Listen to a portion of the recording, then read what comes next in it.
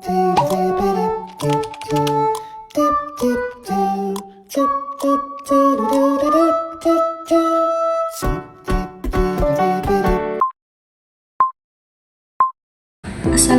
warahmatullahi wabarakatuh. Perkenalkan, nama saya Karini Nasution dengan NIM 22021019. Saya dari kelas 6A Administrasi Publik, Ilmu Sosial dan Ilmu Politik. Baik, di sini saya akan menjelaskan tentang reformasi birokrasi Kementerian Keuangan, studi kasus pelayanan pajak digital. Baik, pada kesempatan kali ini saya akan membahas salah satu contoh nyata reformasi di Indonesia, yaitu di Kementerian Keuangan dengan fokus pada pelayanan pajak digital. Reformasi birokrasi adalah upaya pemerintahan untuk memperbaiki sistem administrasi agar menjadi lebih profesional, efisien, dan melayani masyarakat.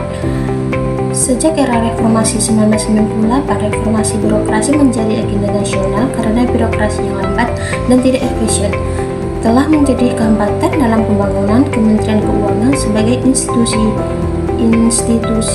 vital dalam pengelolaan keuangan negara karena menjadi salah satu pelopor reformasi birokrasi Indonesia. Direktorat Jenderal Pajak berencana merombak sistem pelayanan pajak di Indonesia. Ini merupakan buntut dari kasus dugaan suap dan korupsi mantan pejabat Kementerian Keuangan Rafael Aluntri Sambodo. Direktur Jenderal Pajak Suryo Utomo mengatakan, lembaganya sedang memperbaiki sistem administrasi perpajakan atau Core Tax Administration System mulai tahun 2024. Pelayanan wajib pajak akan bergeser dari manual menjadi otomatis berbasis teknologi. Selain itu, tidak ada pertemuan antara pegawai Ditjen Pajak dengan wajib pajak.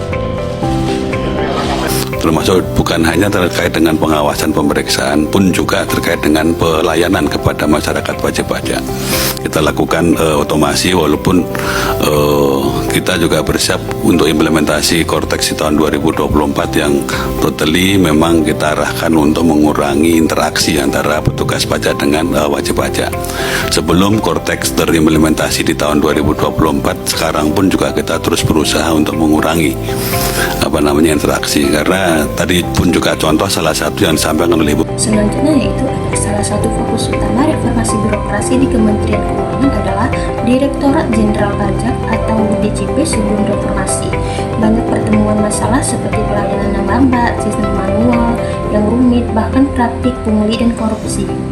Selanjutnya, ada pun beberapa inovasi digital yang telah diluncurkan, antara lainnya yang pertama ada DJP Online, portal pelayanan pajak terpadu berbasis web.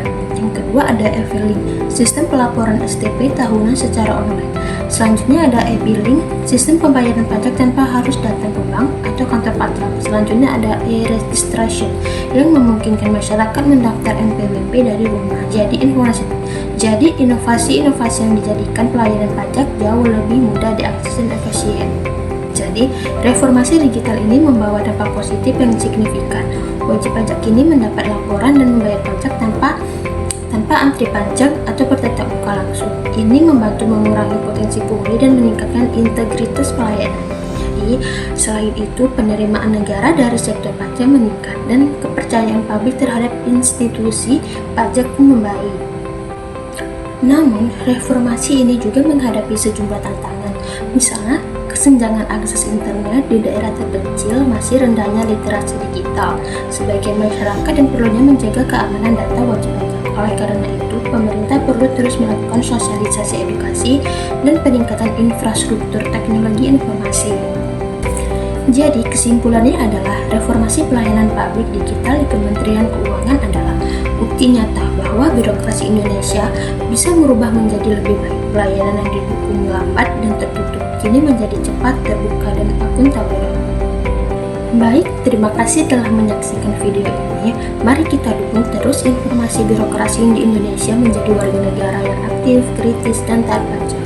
Sampai jumpa di video selanjutnya. Tahukah kalian, setiap kali kita membayar pajak kendaraan bermotor, kita ini sedang berkontribusi untuk sesuatu yang lebih besar. Nah, apa sih sesuatu yang lebih besar itu?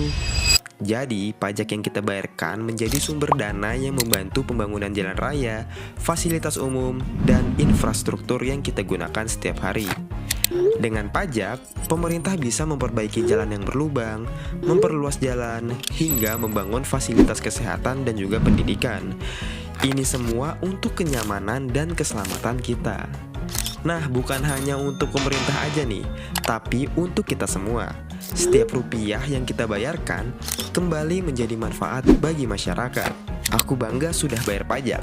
Yuk, kita sama-sama berkontribusi untuk Indonesia yang lebih baik.